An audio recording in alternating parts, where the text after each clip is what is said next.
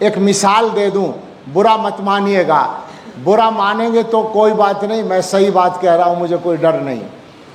ایک مثال سمجھانے کے لیے، جنگ ہوئی یا ہو رہی کہہ لو، میری تو سمجھ میں ابھی تک یہ نہیں آیا کہ ہو رہی ہے یا ہو چکی ہے یا آئندہ ہونے والی ہے۔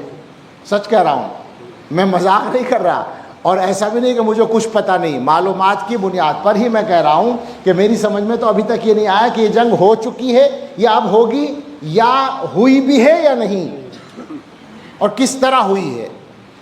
مطلب ایسی جنگ جس میں اصل دشمن سے زیادہ دوسروں کو ٹارگیٹ کیا گیا ہو۔ کیا خیال ہے؟ عاشقین ایران کو پریشانی ہوگی میری بات سے۔ جنگ میں ہم ایران کے ساتھ ہیں، اس لیے کہ وہ اسرائیل سے لڑ رہا ہے، اور میرا یہ جملہ بہت چل چکا ہے تو اب بھی کہنے میں حرج نہیں ہے، اسرائیل سے شیطان بھی لڑے گا تو تھوڑی دیر کے لیے اس کے ساتھ بھی کھڑے ہو جائیں۔ کیا خیال ہے؟ اسرائیل اتنا بدترین دشمن ہے، شیطان کبھی نہیں لڑے گا، چونکہ شیطان ہی کا تو نمائندہ اسرائیل ہے، ہمیں معلوم ہے، لیکن ہم بات کو سمجھانے کے لیے کہہ رہے ہیں۔ ایران واقعی اگر اسرائیل سے لڑ رہا ہے تو ہم اس کے ساتھ ہیں، لیکن میں مثال یہ دے رہا تھا، جنگ چل رہی ہے اور جنگ سیاسی بنیادوں پر ہے، اس کو مذہبی رنگ دے کر پروپیگنڈا اتنا زیادہ کیا جا رہا ہے کہ ہمارے جوان جو ہیں ایران کے عاشق ہوتے چلے جا رہے ہیں۔ یہ ہے فتنوں کا راستہ۔ کوئی پوچھے ان سے کہ غزہ کے 60-70 ہزار لوگ ذبح کر دیے گئے، کتنے میزائل داغے اسرائیل پر، کتنی طاقت لگائی، فوراً جلدی سے جواب آ جائے گا کہ ہم تو حماس کی مدد کر رہے تھے۔ ہمیں معلوم ہے، وہ بھی معلوم ہے ہمیں، لیکن آپ نے کیا کیا ہے وہ بھی ہمیں معلوم ہے۔ ہمارا سوال یہ ہے، اب میں تفصیل میں جاؤں تو وقت بھی لگ جائے گا اور سوالات نئے کھڑے ہو جائیں گے، میں واپس ہوتا ہوں، آپ سے بس اتنا کہتا ہوں کہ حالات کو سمجھیں۔ بھائی جنگ کے بارے میں بات کرو، یہ مذہب کے بارے میں بات کہاں سے آ گئی؟ ہمارے جوانوں کو باقاعدہ امام باڑوں تک میں لے جایا جا رہا ہے، اور مسلمانوں کو، جو عمومی مسلمانوں کا سواد اعظم ہے اہل سنت والجماعت کا، ان کو پھنسا کر بتایا جا رہا ہے کہ گویا قائد یہ ہیں۔ میں مسلم ممالک کی جو قیادت ہے اس کی حمایت میں نہیں بول رہا ہوں، صاف بات ہے، لیکن یہ بات آپ سے یاد رکھیں جو بعض علماء نے وضاحت سے سمجھائی ہے کہ وہاں پر 3 طاقتیں ہیں۔ اسرائیل جس کی پشت پر امریکہ ہے، دوسرا ایران، اسرائیل کا منصوبہ گریٹر اسرائیل ہے، مکہ مدینہ تک وہ جانا چاہتا ہے۔ ایران یہ ایک طاقت ہے، اس کا منصوبہ فاطمی خلافت کو، شیعی خلافت کو زندہ کرنا ہے۔ اچھی طرح یاد رکھیں، ان کا پلان اسلامی حکومت قائم کرنا نہیں ہو سکتا جناب۔ کیسے ہو جائے گا؟ میں نے ایک بات کہہ دی ہے، بڑے پریشان ہیں بعض لوگ، میں آپ سے کہتا ہوں ان سے یہ کہہ دیجئے کہ آپ اگر اسلامی خلافت اور اسلامی حکومت قائم کرنے والے ہیں تو برائے کرم سرکاری طور پر تو ایران کرے گا، آفیشیلی، یعنی کوئی بھی شیعہ مذہب کا ذمہ دار آدمی اعلان کر دے کہ حضرت ابوبکر صدیق، حضرت عمر فاروق، حضرت عثمان غنی، حضرت عائشہ صدیقہ رضی اللہ تعالی عنہم کو وہ سچا پکا مخلص مسلمان صحابی مانتے ہیں، یہیں علاج ہو جائے گا۔ آپ سمجھے میری بات؟ وہ آپ کو پھنسا رہے ہیں جنگ کے نام پر، وہ آپ کو غلط راستے پر لے جانے کی کوشش کر رہے ہیں۔ آپ ان سے ایک سوال کر لیں سیدھا، میں پوچھتا ہوں، آپ کے باپ کو کوئی گالی دیتا ہو اور پھر وہ کسی سے لڑنے کھڑا ہو جائے تو آپ اس کا ساتھ دیں گے؟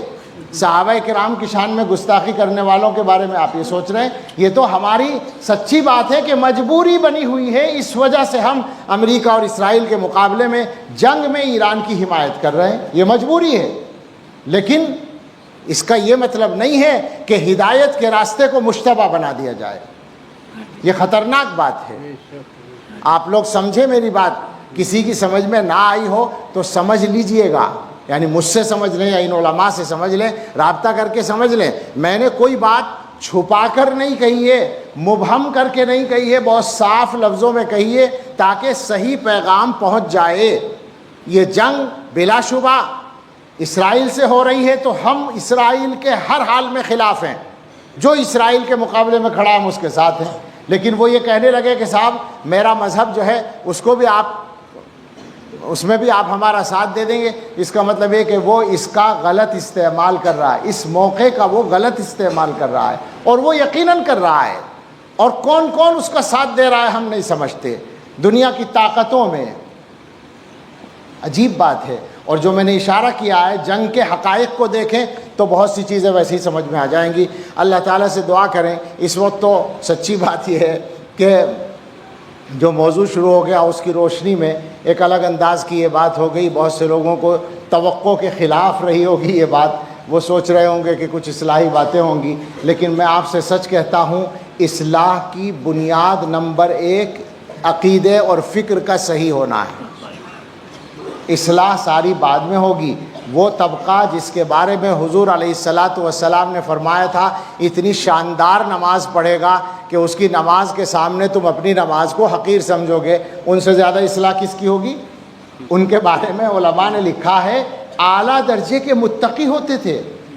ان کا مذہب تو یہ تھا کہ اگر کوئی گناہ کبیرہ کر لے تو وہ کافر ہو جاتا ہے، تو گناہ کبیرہ سے تو ان کو ایسے بچنا پڑتا تھا جیسے کفر سے بچنا ہے، اتنا زیادہ تقویٰ تھا۔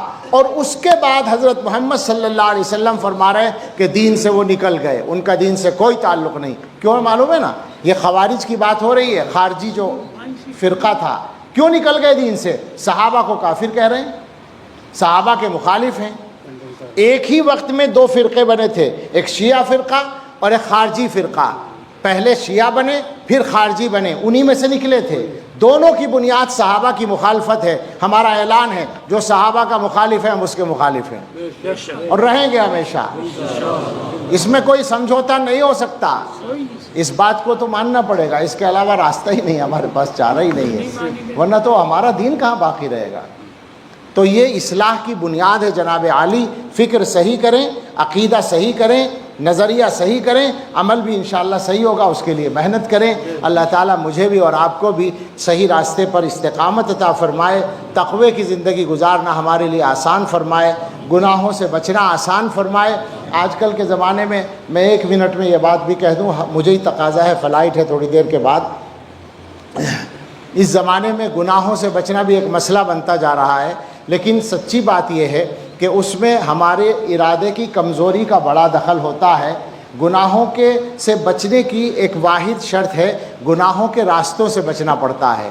ہمارا قصہ کیا ہے؟ ہمارے جو جوان پریشان ہیں، میرے پاس روزانہ 10 20 50 100 میسج آ ہی جاتے ہیں یا گفتگو ہو جاتی ہے اسی موضوع کی۔ بات کیا ہے؟ ہمارا جوان یہ چاہتا ہے گناہ سے تو بچے، گناہ کے راستوں سے نہ بچنا پڑے۔ کیا خیال ہے؟ گناہ سے بچنا چاہتا ہے، مجھے معلوم ہے جو دینی مزاج کا نوجوان ہے وہ گناہ سے بچنا چاہتا ہے، مگر گناہ کے راستوں سے بچنا نہیں چاہتا۔ وہ یوٹیوب پر بھی بیٹھا رہے گا، فیس بک پر بھی رہے گا، انسٹاگرام پہ بھی رہے گا، اور کیا کیا چیزیں ہیں ان سب پر رہے گا، اور پھر یہ چاہتا ہے کہ وہ گناہوں سے بچ جائے۔ تو جناب عالی پانی میں چلیں گے تو بھیگ تو جائیں گے، پانی سے ہی بچنا پڑے گا نا۔ اس کو سمجھیں اچھی طرح سے۔ یہ اس زمانے کا بہت بڑا فتنہ ہے کہ اب اگر ہم یہ بات کریں اپنے نوجوانوں سے کہ فیس بک چھوڑ دو، انسٹاگرام چھوڑ دو، تو وہ یہ سوچتے ہیں کہ یہ کیسے چھوڑا جا سکتا ہے۔ یعنی ذہن یہ بنا دیا گیا جیسے یہ ضرورت ہے، حالانکہ بالکل ضرورت نہیں ہے۔ اب اس پر میں اور بات کروں تو وقت زیادہ ہو جائے گا۔ اپنے آپ کو گناہوں کے راستوں سے بچائیے تو گناہوں سے بچنا انشاءاللہ آسان ہو جائے گا۔ اللہ تعالیٰ مجھے بھی اور آپ کو بھی تقوی کی زندگی نصیب فرمائے، آمین۔ وآخر دعوانا ان الحمدللہ رب العالمین۔ دعا کر لیجیے۔ سبحان ربی العلی الاعلی الوہاب، اللہم صلی علی سید